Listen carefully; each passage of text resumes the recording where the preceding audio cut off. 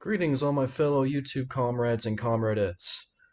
Today I want to talk about Andy Ngo, Antifa, and the recent protests that went on in Portland. So I want to bring up this video. For any of you that don't remember, Andy Ngo is a reporter who was made famous by being getting his ass kicked by Antifa a couple of months back, and he's been the poster child of left-wing extremism since the instance. So he recently had some comments to make about the Portland protests that happened yesterday. This video is a couple days old. I wanted to bring up this clip right here. In Portland, the city's bracing for dueling rallies from Antifa and right-wing protesters. That's right, Dan. This after journalist Andy Ngo was violently attacked by Antifa back in June. He says to brace for a potential powder keg, in his words, this weekend. That journalist, Andy Ngo, joins us now with more. Good morning to you, Andy. How are you doing? Good morning. How are you doing, Andy? I'm sorry. I am working on my recovery. I am really concerned about the Antifa versus right-wing protests that are happening. His attack happened in June. Apparently he's going to be working on his recovery until it stops making him money. Tomorrow, I think it has the potential to be a powder keg.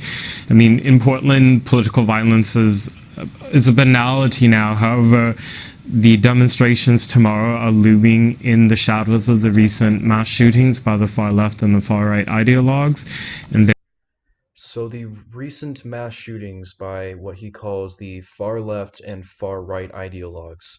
Obviously, he is referring to the Dayton shooting, which killed 9 people, and the El Paso shooting, which killed, I believe, around 20 people. And the El Paso shooting is, when we're talking about these two shootings, there's a distinct difference to be noted. With the El Paso shooting, the man that committed the shooting left a manifesto indicating exactly what his motives were. His motives were very clearly anti-immigration, and he wanted to create a show of force against immigrants coming into the country. He described Latino immigrants as being an invasion. So there are absolutely no doubts about what the motivations were for the El Paso shooting. This is contrasted with the Dayton, Ohio shooting, which, while the shooter did in fact have some left-wing posts on his social media accounts, according to the police, there is yet no indication that his attack was politically motivated in any way. There was no manifesto left behind indicating as such, unlike with the El Paso shooting. So this conflation by Andy Ngo, saying that he's doing the both sides thing, basically. Well, there's violence on both the left and the right, where there is a clear motivation shown by the El Paso shooting, where no such political motivation can yet be established with the Dayton, Ohio shooting. So this is a false conflation. There are extremist elements who are broadcasting their desires for bloodshed. On top of that, police seem to be at a breaking point. They're severely understaffed. But the police will be there. Don't you trust the police to keep the peace? Oh, I wish I could, but as many of you viewers know, it's nearly 7 weeks ago now, I was beaten and robbed in daylight in the middle of downtown Portland in front of the police precinct by Antifa, and there still has not been a single arrest. Really? Why is that? I don't want to be cynical about the Portland police. I know that they are working under a lot of political pressures because in Portland, our mayor also doubles as police commissioner. There are a number of other variables at hand. I just hope that by now the authorities and those in power have gotten their act together so that we don't see repeats of violence or potentially deadly violence tomorrow. Andy, I'm getting from some of my law enforcement sources that it's not the rank and file police officers on the ground. They understand. Okay, so let's talk about what happened in Portland a little bit. So, this protest happened yesterday, as of the making of this video. It was, as the police of Portland described it, relatively nonviolent. There were a couple of instances where some violence did break out throughout the day. There were no fatalities, fortunately. There was one kind of funny incident where uh, Antifa protesters threw jars of mayonnaise at a bus filled with far-right protesters, and another instance where the police fired uh, pepper spray into a crowd of protesters and made 13 arrests. So the most noteworthy act of violence that happened during these protests was from the Portland police. But besides that, relatively peaceful, no fatalities. But this brings up a conversation about political violence in general.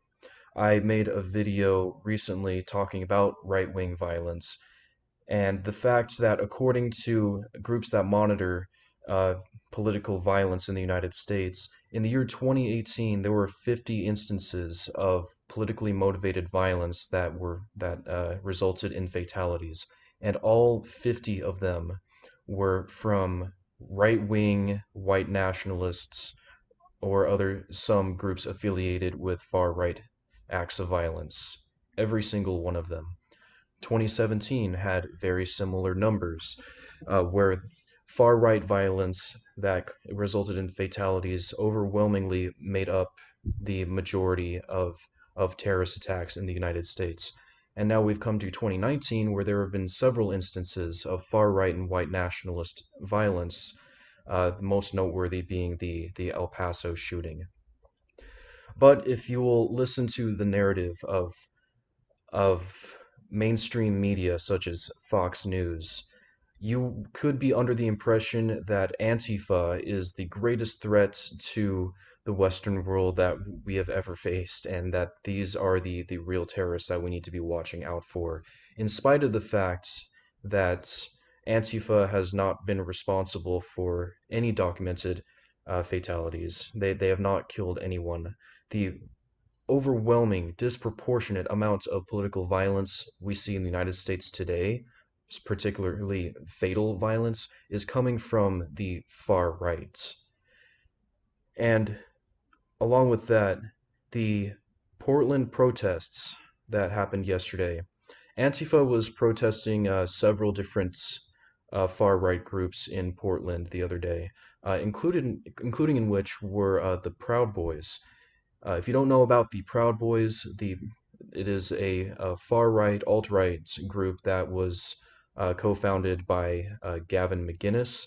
And here's what Mr. McGinnis has to say about this movement he founded. Gang called the Proud Boys. And The Proud Boys? The Proud Boys. What's Proud Boys about? We have chapters all over the world. We meet. You we just meet started it? once You already a have month. chapters? We get drunk and just. It's like the Elks Lodge. Okay. Like Masons or whatever. Celebrating manhood. Yeah, no woman allowed. Ah, wow. You can't tell your woman what goes on at the meetings. And we have different degrees, like the Knights of Columbus. First degree, you declare yourself a Proud Boy. Second degree, we beat the shit out of you until you can name 5 breakfast cereals, and you have to give up masturbating. And then third degree, you still have to give up masturbating, but you have to get a tattoo. And then fourth degree, you get arrested or in a serious violent fight for the cause. Really? Yes. You get arrested in a serious violent fight, so you're Or promoting it's violence? some sort of major altercation. You shouldn't. You should erase that part. Well, we don't encourage it, but if you're defending, like at the Berkeley thing with Milo, my guys, just 14 of them just walked into a mob of 200 people Just to get their and stripes. said, "I thought you guys were tough." No, they were doing it just for fun. And these people outside of pepper spray and clubs, they can't fight. Like at the NYU thing, my guys were beating them up, and he goes, this one guy we call Friar Tuck because he's just a monster. He goes, I started feeling bad after a while because I could tell these kids had never been in a fight, and I was just. Multiple members of the Proud Boys have been arrested for committing acts of violence. Their favorite groups of people tend to be to act violently against tend to be immigrants, transgender people, left-wing activists, and yeah, multiple Proud Boys have been arrested. It is a condition of membership, apparently, according to McGinnis here, that the Proud Boys go out and commit acts of violence. The mainstream media, like Fox News, wants to manufacture consent on the topic of political violence. They want to frame left-wing activists as being a great threat to democracy, as being the truly horribly violent people, and these acts of right-wing extremism often don't get the attention that they deserve. The Proud Boys are brown coats. They're brown coats. That is basically what they are. They are a fascistic group that specifically target minority groups and left-wing activists with violence. The far right is far more prone to committing egregious acts of violence than any one part of Antifa is prone to. Again, Antifa activists have not killed anyone. There have been several instances of violence, no doubt, but nowhere near the level of horrendous violence that we see on the far right. And in most cases, Antifa, when they stage protests, they are staging protests against far right groups like the Proud Boys, whose primary ideology hinges upon committing acts of violence against minorities. These are the groups of people that Antifa targets with their counter protests and at times violence. I say this, of course, knowing that the people on Fox News, Gavin McGinnis, any people, these far right commentators, and Andy Ngo, all of these people, they don't truly have a principled issue with the use of political violence, because if they did, the groups that they would be targeting would be unequivocally people on the right, the ones committing the most violence. But obviously they're not. They don't have a principled stance against violence. They have an issue with violence when it serves their interests, when it comes from the left. Keep that in mind whenever you hear conversations about Antifa and the far right, because the problem of violence is not even close to proportionate. The far right commits far more violence, far more egregious acts of violence.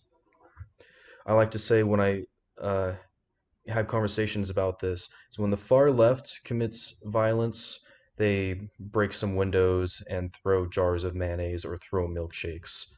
When the far right commits acts of violence, they kill dozens of people, which up until now has remained a pretty accurate approximation of the issue of political violence in the United States. That's about all I want to say. This has been MK Vanguard. Thanks for watching.